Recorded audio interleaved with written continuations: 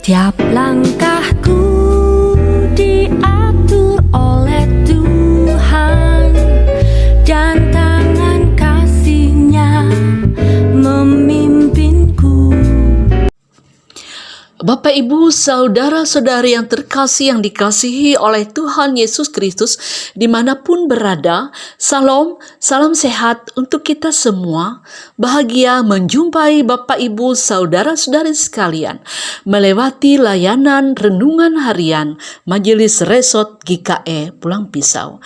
Adapun firman Tuhan pada saat ini yaitu dari Yesaya pasal 52 ayat yang pertama sampai yang ke-6. Melewati firman Tuhan pada saat ini, kami mengambil tema dengan tema mengenal Tuhan. Untuk mengenal seseorang, biasanya kita mengenal identitas orang tersebut, nama, alamat, pekerjaan, bahkan juga keluarganya. Mengenal Tuhan, di mana Allah pernah memperkenalkan dirinya dalam perjanjian lama. Salah satunya memperkenalkan dirinya kepada Musa dengan mengatakan bahwa Dia adalah Allah Abraham, Allah Ishak, Allah Yakub. Dan selanjutnya bagaimana Allah mengatakan kepada Musa, Aku adalah Aku. Di dalam perjanjian baru, di mana Tuhan Yesus memperkenalkan dirinya, yaitu kehadiran Allah ada dalam diri Tuhan Yesus Kristus, seperti yang disampaikannya kepada Filipus. Mengenal Allah selain mengenal Ia, seperti yang dapat dalam kitab Yesaya ini, di mana kita bisa mengenal tentang kasih sekaligus mengenal kuasa-Nya. Kasih-Nya mendidik kita ketika kita ada kesalahan, seperti pengalaman bangsa Israel, kerajaan Yehuda yang pernah kehilangan kehormatan, yang dibawa ke Babel bagaikan tawanan, yang tinggal di Yerusalem menyaksikan kota yang hancur porak-poranda, kelaparan, menjadi budak bangsa di sekitar. Dengan kasih dan kuasa Allah, di mana Allah bertindak menyelamatkan Sion, mengembalikan kehormatan mereka, mengembalikan keberadaan kota kudus.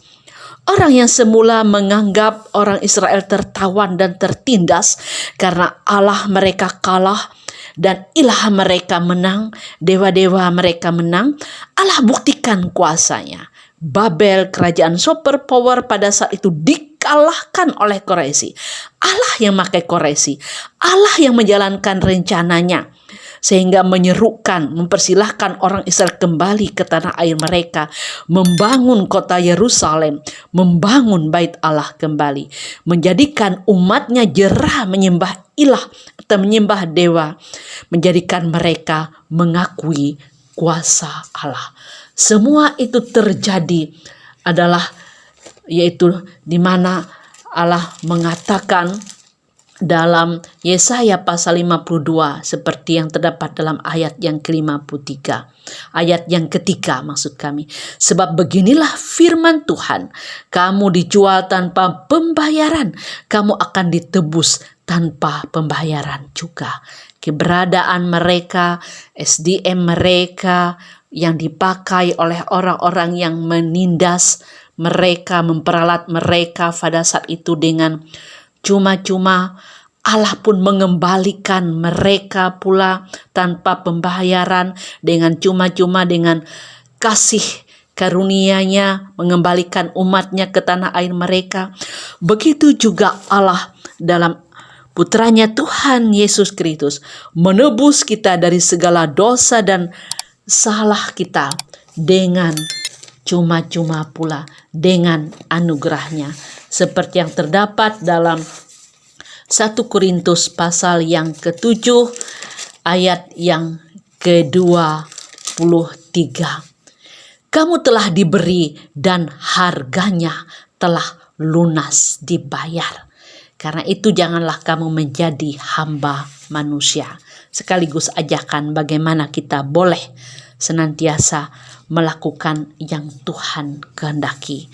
Begitu juga kita dijadikan sebagai tempat kehadiran Allah. 1 Korintus pasal 3 ayat yang ke-16. Tidak tahukah kamu bahwa kamu adalah bait Allah dan bahwa roh Allah diam di dalam kamu. Artinya dalam diri kita Allah sekaligus juga menunjukkan kuasa dan kasih-Nya dalam kehidupan kita.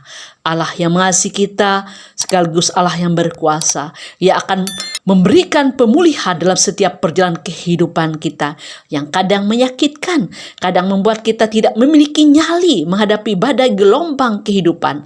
Allah yang hadir dalam putranya Tuhan Yesus Kristus membuat kita kuat, bersemangat, bangkit dari keterpurukan. Tuhan menjadi teman seperjalanan dalam menjalani hari-hari kita, dalam kehidupan kita hari lepas hari, sehingga kita selalu siap melangkah dengan penuh semangat, dengan penuh sukacita, melangkah dalam terang kasih Tuhan. Mari kita bersatu di dalam doa. Kami bersyukur kepadamu ya Allah Bapa dalam putramu Tuhan Yesus Kristus, karena kami telah ditebus dari segala dosa dan salah kami. Pada saat ini Tuhan, kami menyerahkan seluruh kehidupan kami. Pakailah hidup kami Tuhan untuk kepujian dan kemuliaan nama Tuhan, menghadirkan Tuhan dalam hari-hari yang kami jalani. Begitu juga Tuhan, kami memohon biarlah kasih dan kuasa Tuhan senantiasa Tuhan nyatakan dalam kehidupan kami, memberikan pemulihan dalam setiap perkara kehidupan ini, membuat kami semangat bersukacita menjalani hari-hari kami. Berikan pula Tuhan kesehatan bagi kami, berkati pula usaha dan pekerjaan kami. Dan untuk keberadaan Pos PI yang berada di Trans Jabiren, kami doakan agar dipakai untuk pujian dan kemuliaan nama Tuhan, agar setiap pelayanan yang dilakukan Tuhan menyatakan kuasa-Mu. Tuhan menjadikan Pos PI ini menjadi alat Tuhan, mewartakan sukacita, kebaikan terang Tuhan yang ajaib itu. Tuhan memberkati kita, Tuhan memberkati firman-Nya. Amin. Tuhan memberkati engkau dan melindungi engkau. Tuhan menyinari engkau dengan wajah-Nya dan memberi engkau kasih karunia. Tuhan menghadapkan wajah-Nya kepadamu dan memberi engkau damai sejahtera.